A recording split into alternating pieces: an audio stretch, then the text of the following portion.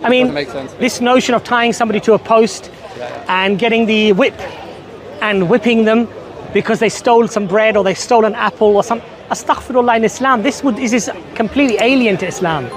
This was a very different concept of slavery, and in Islam, this is not that. This is something completely different.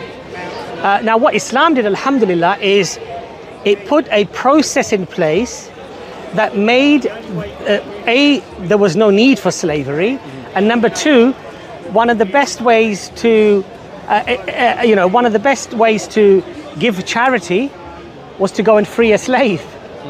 So some of the early companions, and if you look at the words of the Aisha radiallahu anha, the Prophet's wife, she said, may Allah be pleased with her, that it became difficult for us to go and give charity and free a slave because they'd all been freed.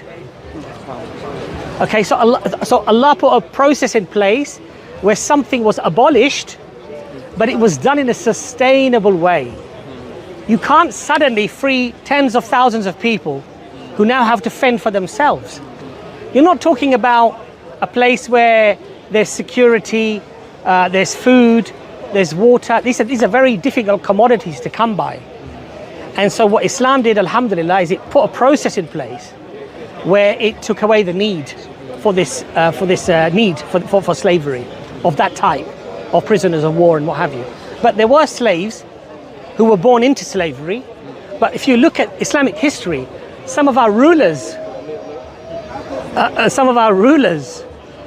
the caliphs, were ex-slaves. Where in European history do you find that the slaves become the kings? Do you know some names? Well, it was the empire of the Mamluks, the Mamluk Empire. The rulers were ex-slaves.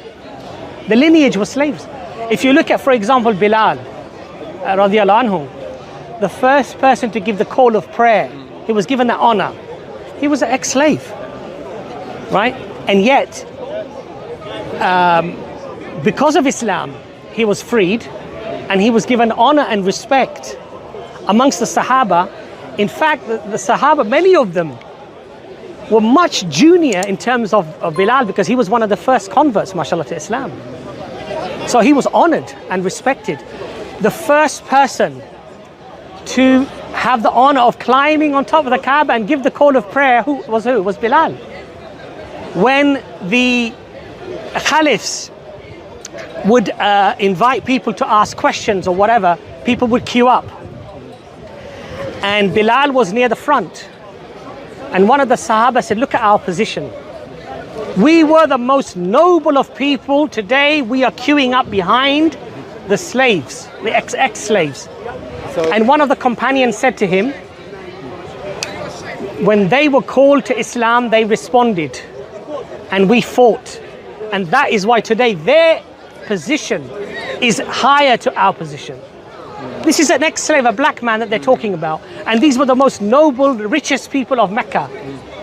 And they recognized that it was Islam that elevated him beyond themselves, right? We don't see this in European history.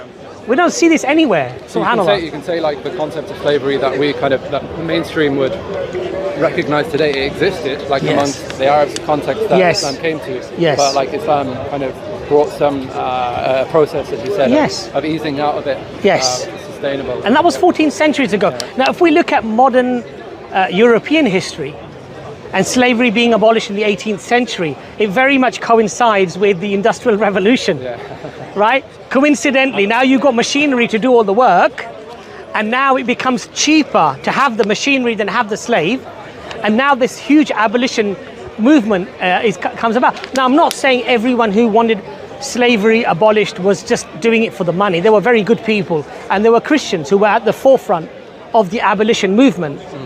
But what I'm trying to say to you is that message resonated with people because they could see economic benefits now for not having slavery. Do you see my point? Yeah. So this notion of the Western Enlightenment, and we were so good that we decided that we intellectually and morally decided that we were going to give up slavery. There may have been people that did that. Have you got any material? Have you read any material? I have read some solid so there's evidence about for that theory? Yeah, there's lots of stuff. If you go and read, I can't quote it because it's years ago I read it, but if you actually go and look, there are lots of studies done about this that actually show that this was not just some good feeling towards our black man and realizing that we've created an injustice to our black brothers and sisters in Africa. This was an economic influence because it was very expensive to buy a slave. It was, I think, the slaves would sell for like £500, £200, £300. In those days, that was a lot of money. You could buy a house for that money. But they were then bred like cattle, and their children would be born into slavery. And the master, if he did have sexual relations with his slaves, which he did, by the way, often, which was rape, if she refused, he would rape her. Islam prohibited that. The children would still be born into slavery. Islam said no, the children will be free. They're his children. And she, when he dies, will be freed. So there was a process put there, you see, in place. Sorry, can you say that last bit again? So if you own a slave and they have children... So if, for example, you had what your right hand possessed through war, and you had children with this woman, the children would be born free. Yeah. Okay. And when you die, she has to be freed. So she would be introduced back into society. And within a few generations, nobody would even know that you were a slave or he was a slave. You'd just be an average, normal person. And you may be richer and more successful than me. Now, where do we find this in Western history? So really, I think the saying, don't throw stones if you live in glass houses.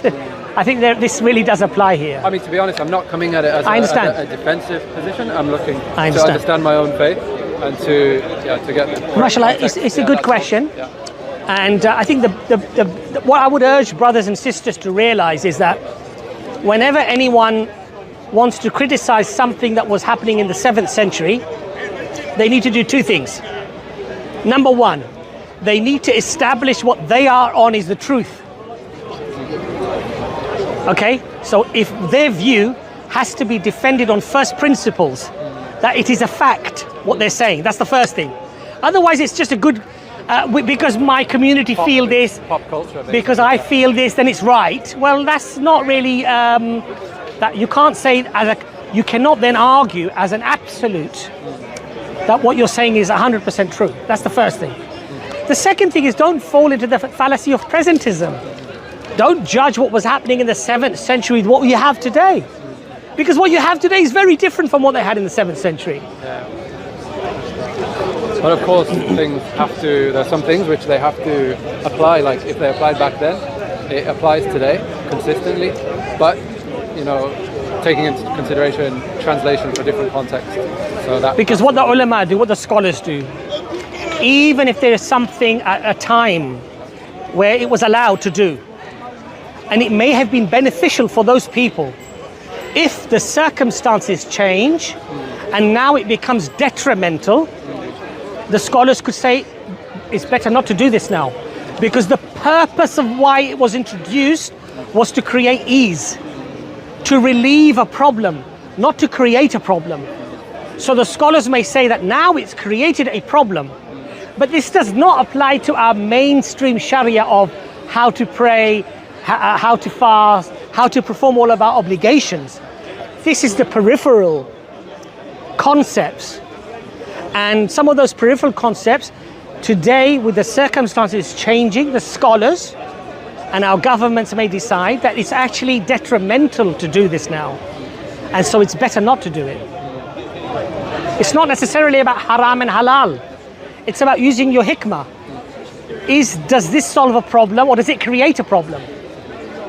Now this does not mean if I read my salah and it's creating a problem, I don't have to read my salah. That's not what it means, because that's a farad. That's a pillar of your religion. You have to do that. Even if you are semi-conscious on your bed, you have to move your eyes. And if you can't move your eyes, you have to think that you're praying your salah, but you have to pray. But we're talking about other aspects that are not haram or halal to do necessarily, or not compulsory to do, let's put it that way. That's a better way of putting it. They're not compulsory to do, but they're necessary in a particular situation. If the situation changes, then the scholars will say this is better not to do. And that's the beauty of Islam, that it has rigidity where rigidity is needed. We don't compromise on certain things. What Allah has made haram, we cannot make halal. What Allah has made halal, we don't make haram. But if something was halal at a certain time, and it was there to solve a problem, to solve a need, and now it's causing a problem, and it's not doing what it was designed to do, then the scholars will say, even though it was lawful to do, now it is better that you don't do it, because it has an adverse effect on society, an adverse effect on people, an adverse effect upon Islam maybe. You understand? So this is the beauty of Islam. Alhamdulillah. Jazakallah. Assalamu alaikum, brother. Jazakallah khair. Assalamu alaikum.